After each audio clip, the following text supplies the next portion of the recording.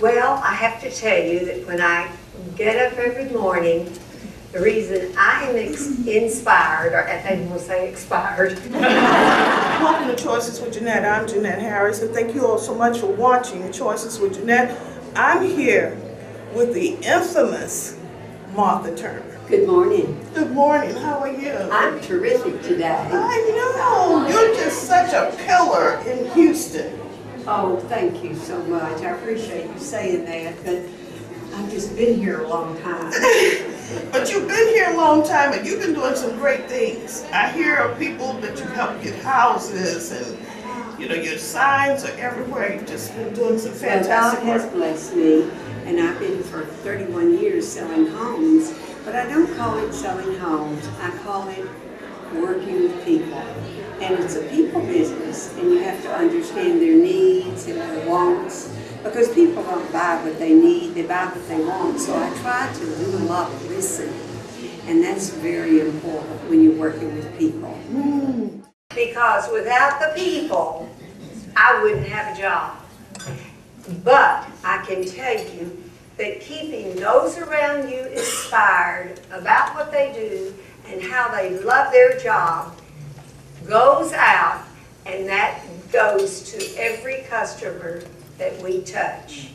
So, I've never been to an event where you were one of the speakers. This is such a treat, and just your name being on the list made everybody want to come, you know that. Oh, thank you very much. I don't speak a whole lot, but when I do, I just usually give my testimony about how I got where I was. Okay, what is that? Okay. So you usually give your testimony. What is your testimony?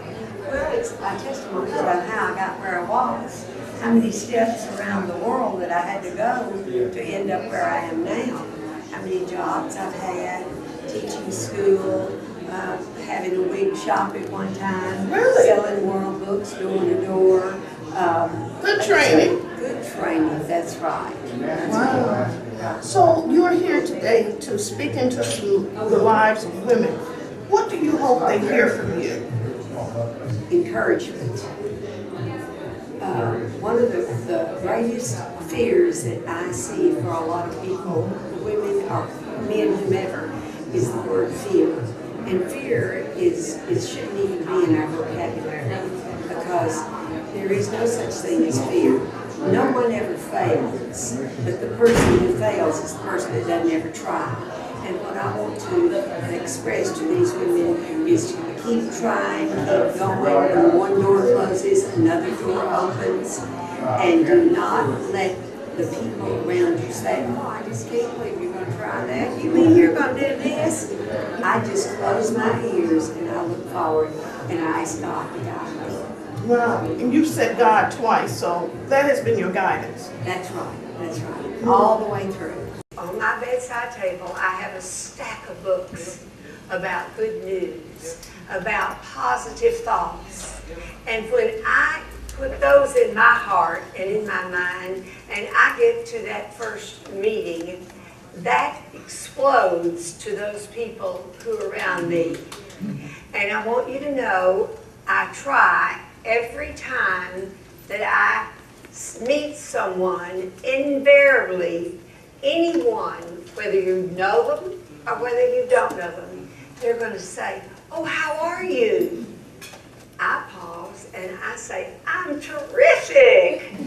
And even when Lucy, who's been with me for 20 years, if you call my office to answer the phone, they'll ask Lucy how she is. And she says, "Well, we're terrific." We're terrific. If you wanted to tell us how to be successful, what would you say? I would say never go to bed, don't watch any horror stories or horror things on television. The last thing I do with my subconscious mind at night is read something from a positive book.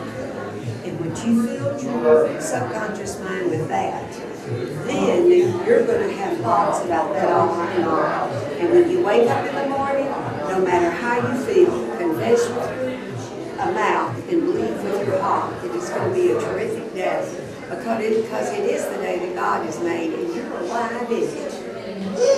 I got one last question for you. Where'd you get all that from? Somebody gave you a good foundation. From the time I was a small girl in a little East Texas town, Hempville, I had wonderful guidance from aunts, uncles, mothers, fathers, my teachers in school, and we were just our little community was like a family. And we just listened. I listened every day, and I had dreams of where I wanted to be, and I followed my dream. And I want to tell you, it's something I learned about 25 years ago.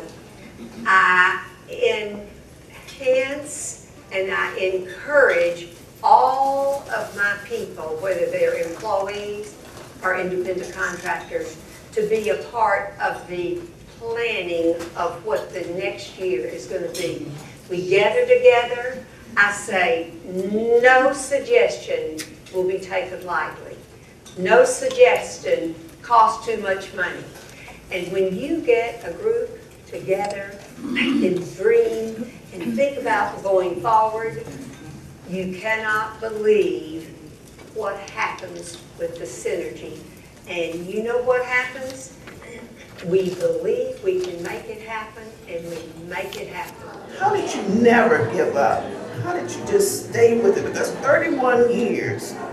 Well, first off, in my statement of purpose and my reasons there, I use Churchill's motto, never, never, never, never give up. I've always had that on my mind.